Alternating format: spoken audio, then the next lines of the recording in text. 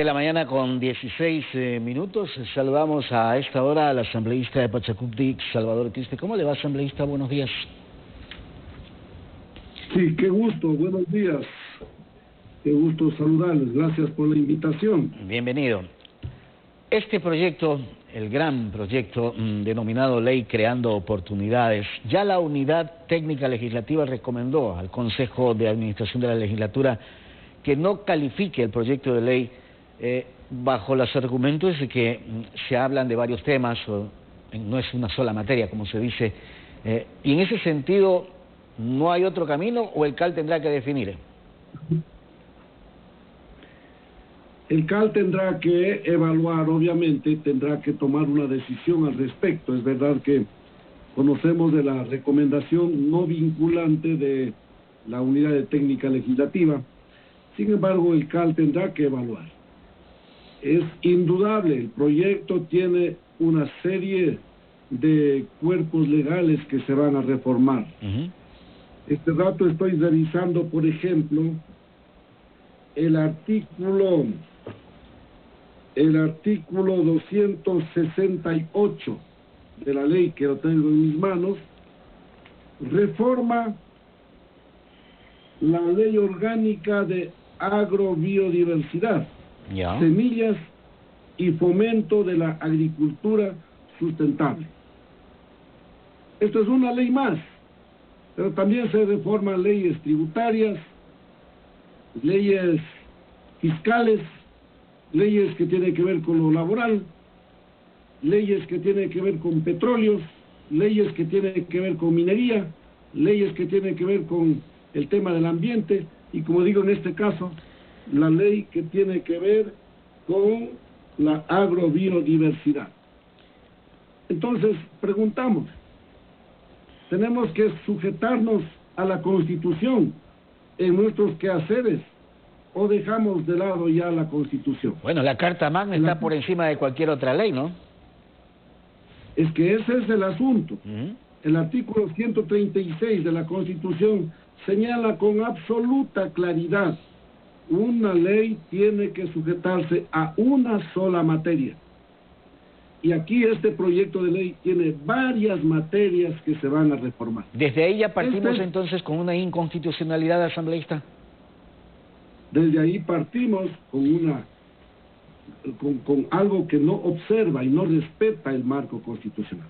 Y luego, ya en el contenido, también tenemos una serie de preocupaciones, una serie de situaciones que, si bien en algunos casos el espíritu quizá es positivo en el sentido de, por ejemplo, que el que más tiene, más pague. Correcto, ese siempre ha sido nuestro anhelo también, porque así debe ser en justicia, el que más tiene, más aporte. Pero hay una serie de artículos que nos dan una enorme preocupación. Fíjese usted, aquí tengo en mis manos el artículo 75. ¿Qué dice? De la ley que estamos tratando. Y permítame dar lectura. Por favor. ¿Qué dice el artículo 75? Indemnización por justas causas del artículo 70 de esta ley. En caso de que el contrato terminase por una de las justas causas indicadas en el artículo 70 de esta ley, el trabajador deberá pagarle al empleador una indemnización equivalente a un mes de la última remuneración completa. O sea, si es que el trabajador cometió algún acto de indisciplina, no hizo las cosas que tenía que hacer, y entonces se lo despide, correcto, eso ha pasado, y cumpliendo el debido proceso, pues si hay que despedirlo, por último, se lo despide. Pero ¿cómo así? Yo lo despido a usted porque no cumplió con algo, y encima de eso le obligo a que usted me pague a mí como empleador un sueldo. Ya no creemos que es bastante con despedirlo, pero y encima de eso cobrarle al trabajador. Yo hubiera pensado, le despido, pero por despedirlo, así sea por indisciplinado, por despedirlo, le doy una recompensa para el trabajador de un sueldo. Bueno, todavía es algo que tiene sentido, pero en este caso es todo lo contrario. No se puede aprobar leyes de esta naturaleza. Pero es que además, no solamente que se lo despide, porque es normal que se despida si no se cumple, si el trabajador no es cumplido, pero es que además se lo despide sin el debido proceso previo. ¿Quién calificaría cualquier falta que comete el trabajador? Esa es otra inquietud. Uno, dos, por dos faltas injustificadas también se lo puede despedir. Imagínese si alguien coge un bus y llegó atrasado, se dañó el bus, ¿qué culpa tiene ese trabajador? Es mi pregunta. Exacto, qué bueno que lo diga, y usted se está refiriendo al artículo 70. Pero es que además, hoy para despedirlo con la ley actual, primero tiene que llevarse el debido proceso en la Inspectoría del Trabajo. Y si ahí se comprueba algún error del trabajador, por último se llega al despido. Pero en este caso dice el artículo 70, justas causas por las que el empleador puede dar por terminado el contrato individual del trabajo alternativo.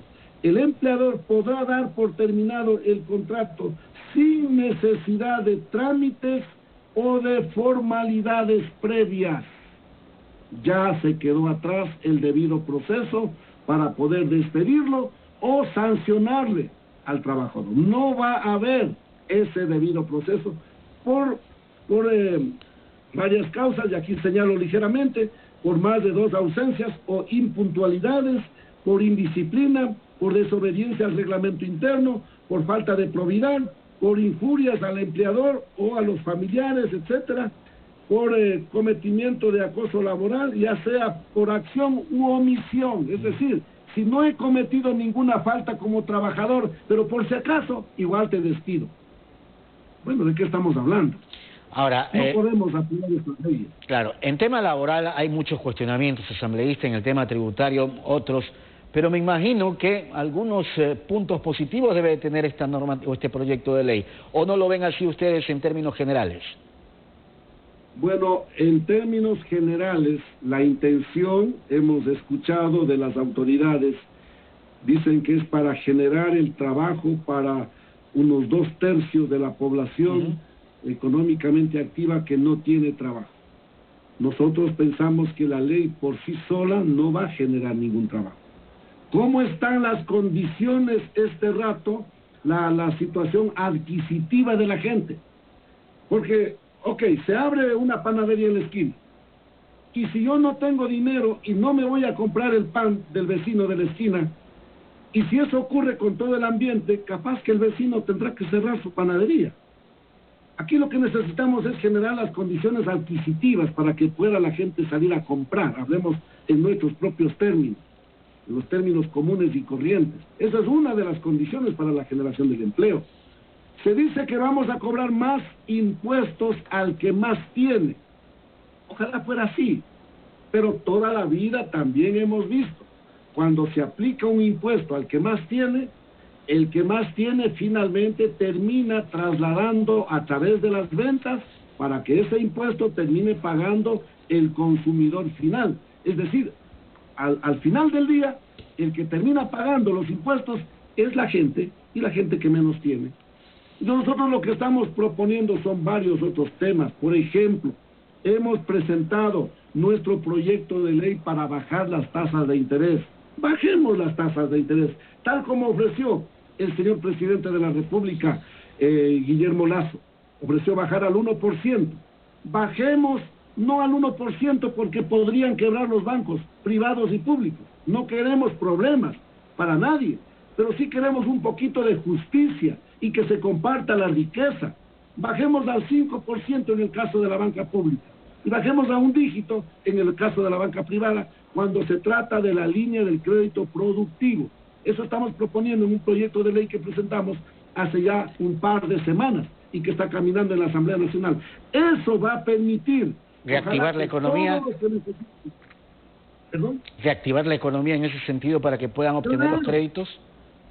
Pero es que todos sabemos que en nuestro país existen miles de jóvenes profesionales o no profesionales, pero que tienen mucho ingenio, tienen mucha iniciativa, quieren emprender. El problema es que no hay esos 10,000, esos 20,000, esos 100,000 dólares. Bajemos las tasas de interés para que todos consigan ese crédito y con ese crédito puedan emprender con sus iniciativas, puedan tener su propio trabajo, puedan afiliarse al IES, puedan ayudar a crecer la producción, a fortalecer la economía, a fortalecer la dolarización. Hagamos eso. Hagamos eso. Este proyecto... Ojalá, señor presidente de la República, no vete la ley que vamos a aprobar en ese sentido en la Asamblea Nacional. Este proyecto de ley creando oportunidades, en materia tributaria ustedes no están de acuerdo, en materia laboral tampoco están de acuerdo. Bueno, en materia tributaria vayamos precisando. Por favor. Nosotros, por supuesto, que hemos estado de acuerdo siempre, es más, hemos estado pidiendo que los que más tienen, más paguen. ¿Por qué no hacemos una revisión al impuesto a la renta? Y del impuesto a la renta, que aporte el que más tiene, aporta más. El que menos tiene, obviamente, aporta en función de su capacidad. Dice textualmente en las contribuciones especiales, contribución temporal 2 años a personas que al 1 de enero del 2021, o sea, retroactivo, posean un matrimonio individual igual o mayor a 500,000, en sociedad conyugal igual o mayor a 1.000.000. ¿Eso debería ser lo lógico o no? Creo que es un tema a estudiar. ¿Por qué? Pero me parece que no es lo profundo. Ya. A ver. Los dueños de las telefónicas privadas, Movi y Claro, este rato tienen una utilidad anual de cerca de 2,000 millones de dólares. De cerca de 2,000 millones de dólares. ¿Por qué no revisamos esto? Está bien que ganen, ¿qué tal? Solamente pongo una idea muy ligera. Que ganen la mitad. Que ganen el 50%. 1,000 millones de dólares, ¿es poco para una sola empresa que ofrece este servicio? En todo caso, que ganen la mitad y que la otra mitad se quede para el beneficio de los ecuatorianos. Pero muchas veces opinar de estas cosas es motivo de una crítica, ¿no?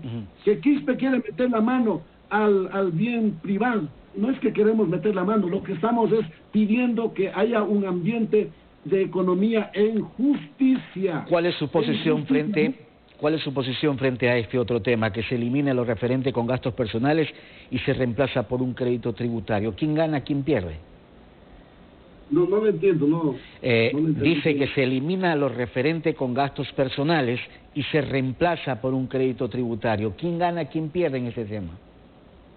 A veces es fácil, ¿no?, hacer las justificaciones. Las justificaciones en educación, en salud. Si es lo justo, está bien. Pero si ahí eso también se presta mucho para la viveza criolla, ¿no?, de ir justificando cualquier cosa a fin de evitar el pago de tributos más adelante. Esas cosas habrá que precisar. Con el informe de la unidad técnica, entonces, asambleísta, que recomienda al CAL no califique el proyecto, ¿qué cree usted que vaya a pasar hoy a las 18 horas en que se reúne el CAL para ver si es que le da viabilidad o no al tema? Y punto 2, ¿no cree usted que deberían darle paso para que las comisiones o la comisión correspondiente lo analice y se discute en la Asamblea en base a todos los argumentos, tanto suyos del lado de Pachacuti como de algunos otros bloques legislativos tengan, para que el país se entere realmente y no simplemente por las entrevistas? Está bien, pero ojalá pudiésemos hacer eso. Hagamos eso. Yo no veo que se está haciendo la socialización como corresponde. Lo que veo es una habilidad por parte del señor ministro Donoso y el propio señor presidente de la República. Veo una habilidad para tratar de vender el proyecto, ¿sí? La misma habilidad que utilizaron en agosto del año 2018, cuando dijeron que la ley de fomento productivo aprobada en esa época era lo mejor y que con esa ley iban a generar empleo. ¿Se acuerdan? Sí. Así nos vendieron. Pero al final del día, ¿qué hizo esa ley que se aprobó en agosto del año 2018? Solo sirvió para perdonar alrededor de 4,000 millones de dólares de recargos, de multas, de intereses, porque los empresarios no habían pagado sus impuestos. Solo sirvió para eso, pero ¿cuántos empleos generó esa ley? desde agosto del año 2018 para acá, prácticamente nada, pero así nos vendieron. Y el Ecuador se quedó con eso de que iban a crear empleo, trabajo, nada. Lo único que consiguieron es el perdón de esos 4.000 millones de dólares que tenían que haber pagado y no lo hicieron. Hoy están utilizando la misma estrategia de tratar de vender este proyecto, pero al final del día yo creo que por último el Ecuador sabrá pronunciarse. Ojalá se haga la consulta popular para que el Ecuador entero se pronuncie sobre estos temas. Asambleísta, quiero agradecerle por haber estado con nosotros esta mañana. Que tenga buen día. Muchas gracias también. Buenos días. Gracias. Salvador Quispe, asambleísta de Pachacutic, sus observaciones a este proyecto de ley creando oportunidades enviado por el Ejecutivo. Hoy a las 6 de la tarde, 6:30 de la tarde, se reúne el CAL, por cierto, el Consejo de Administración de la Legislatura, para ver si le da paso o no, pese a las recomendaciones de la Unidad Técnica Legislativa de no calificar, aunque eso no es vinculante. 6 de la tarde entonces se reúne el CAL en la Asamblea. 7 de la mañana con 32 minutos, la pausa, regresamos enseguida.